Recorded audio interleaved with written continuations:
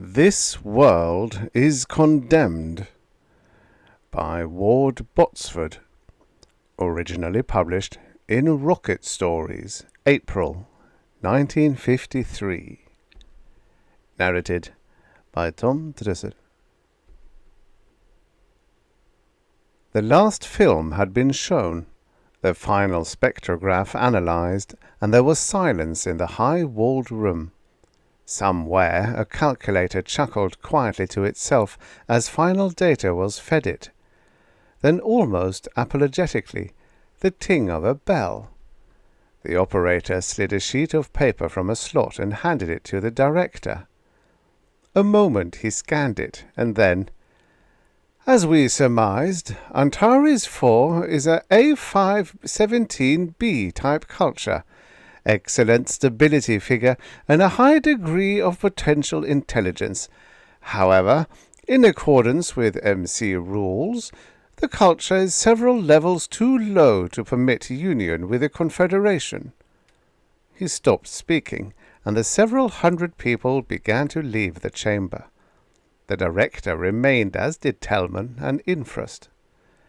Tellman watched the director closely, and held his gaze while saying, as if to himself, "For once I think the calculator is mistaken." Infrost and the director raised respective eyebrows. "How so?" "Oh, really that wasn't meant to be heard. You know how I was commander of that expedition, and those people are different."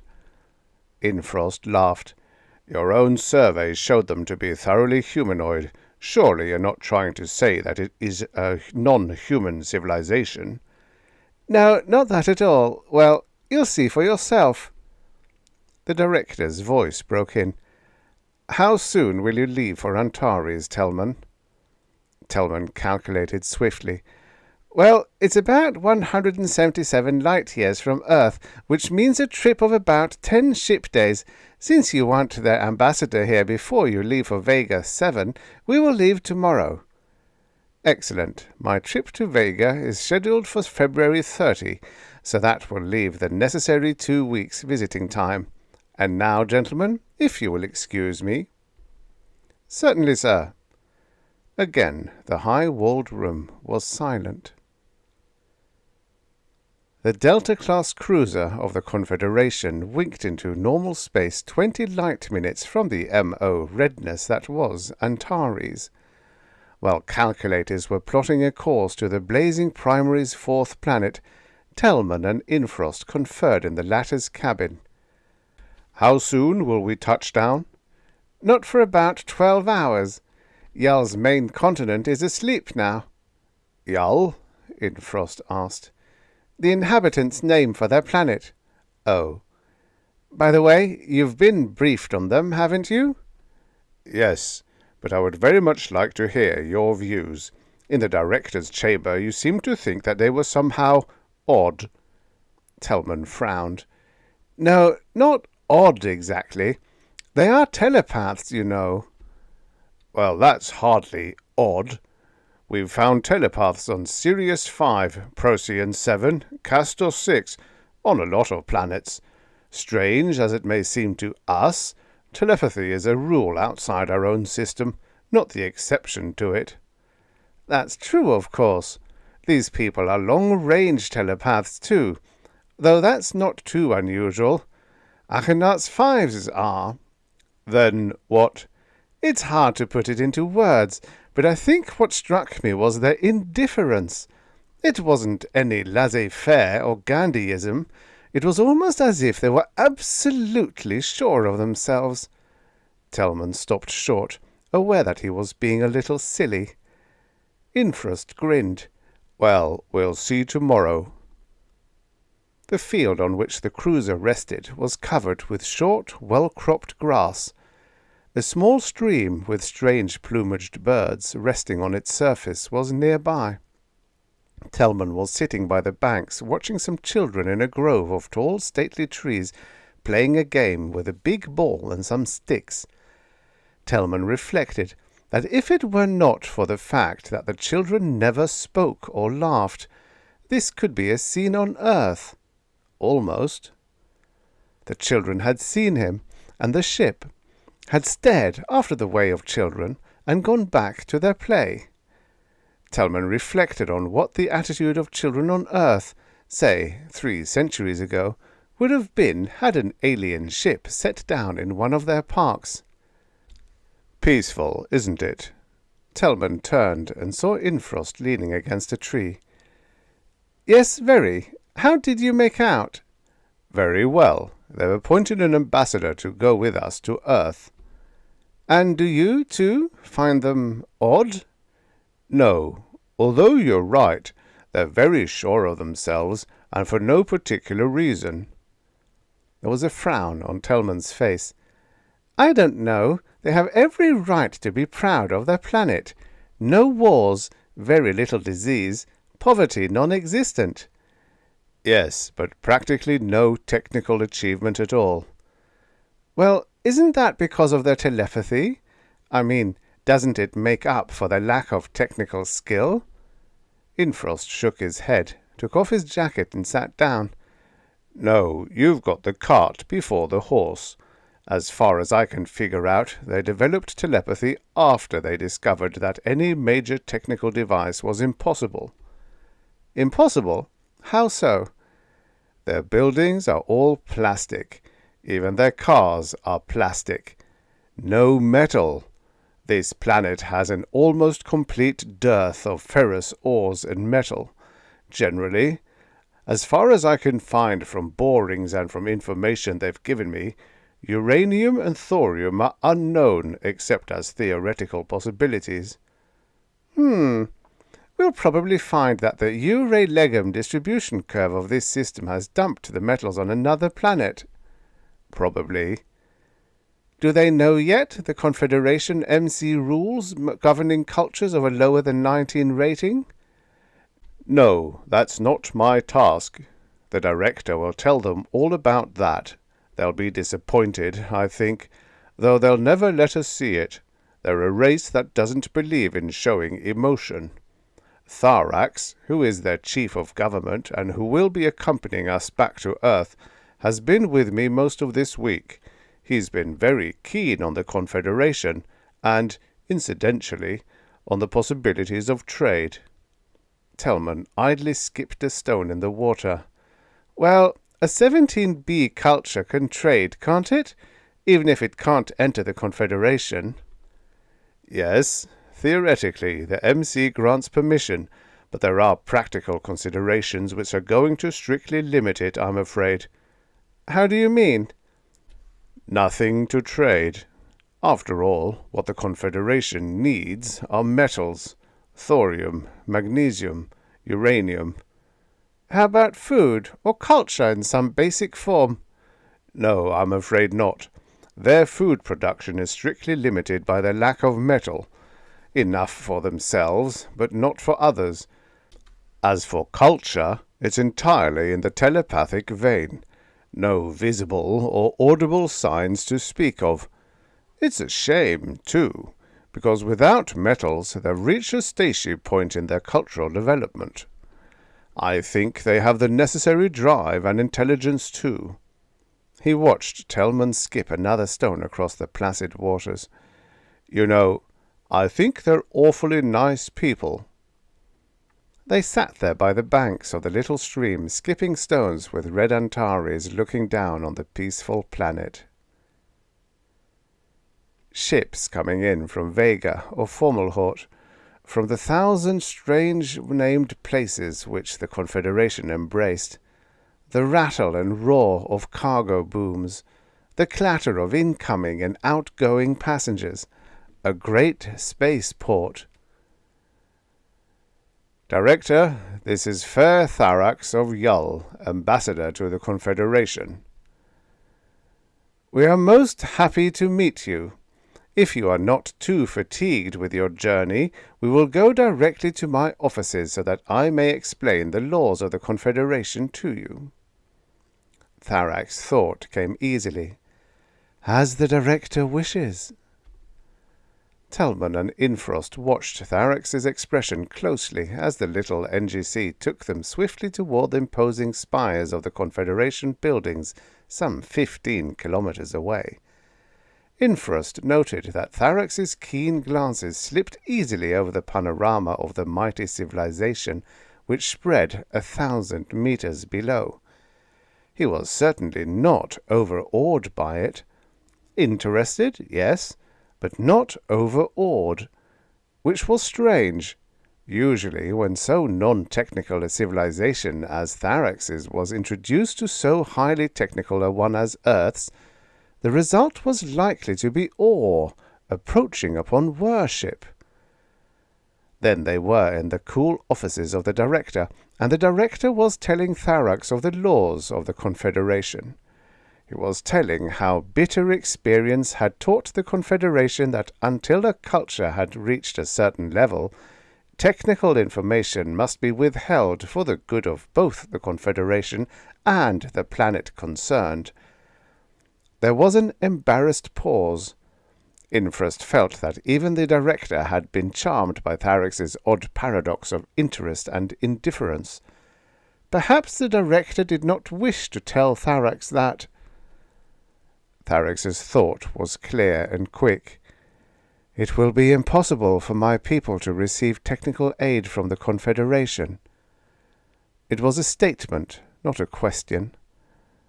The Director: That is so. We are sorry. Tharax waved his hand as if the matter was of no moment. But trade, is that possible?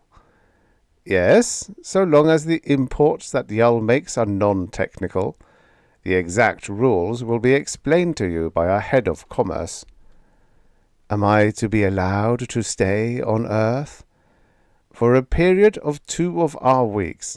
After that, you or another agent may visit Earth once a year. Incidentally, during your stay, you may purchase whatever you wish up to a weight limit of 1,000 kilograms. Technical devices beyond a certain level accepted. The Confederation will pay for it. Thank you. He is gone? Yes, Director, this morning. You have a list of his purchases? Yes, Director. He did not even ask for any technical equipment or technical books. Usually they try to take some with them. What did he take?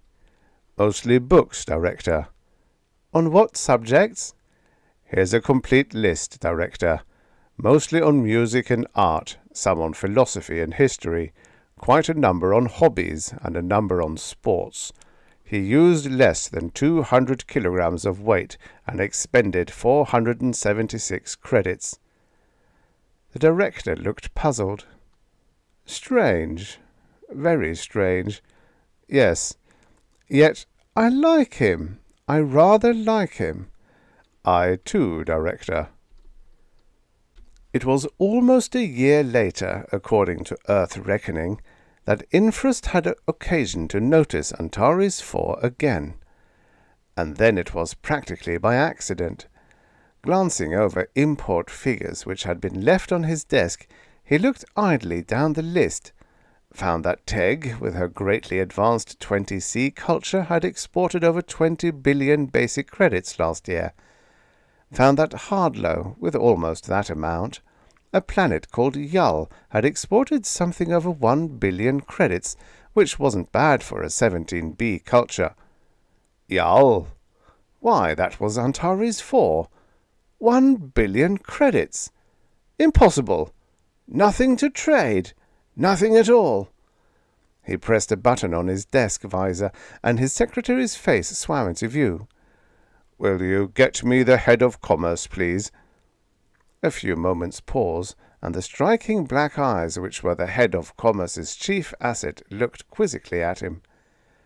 I have glanced at a sheet of the latest planetary exports, sir, and I noticed that Yull, of the Antares system, has exported something in excess of 1 billion credits. Surely this is a mistake.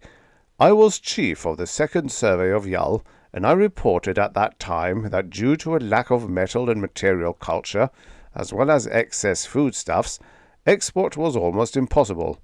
Would you check this for me? Surely. 1 billion credits. Impossible. And yet, Tharax and his people were so... That figure is correct. But how? To where? As to where, mostly to Earth, although a large amount does go to Dras and Granda of the Mizar system. Apparently they only export to groups settled by Earthmen. Mizar is Earth-settled, you know. As to what, I really don't know. You would have to consult the director. The head of commerce smiled, and Infrost broke the connection after a courteous word of thanks. The director's office had not changed since that first day, years ago, that Infrost had crossed its portals. Nor had the director changed much. Still the efficient but human creature which commanded obedience and respect. Now the director was speaking. Yes, as a matter of fact, I had noticed the import level of Antares 4. Something less than 1 billion credits, wasn't it? Slightly more, sir. Well, then? But, Director, what could they export? The director smiled. Indeed, he almost laughed. I think you will be surprised. Yes, very surprised. They export postage stamps. Stamps, sir? Infrost asked. Stamps.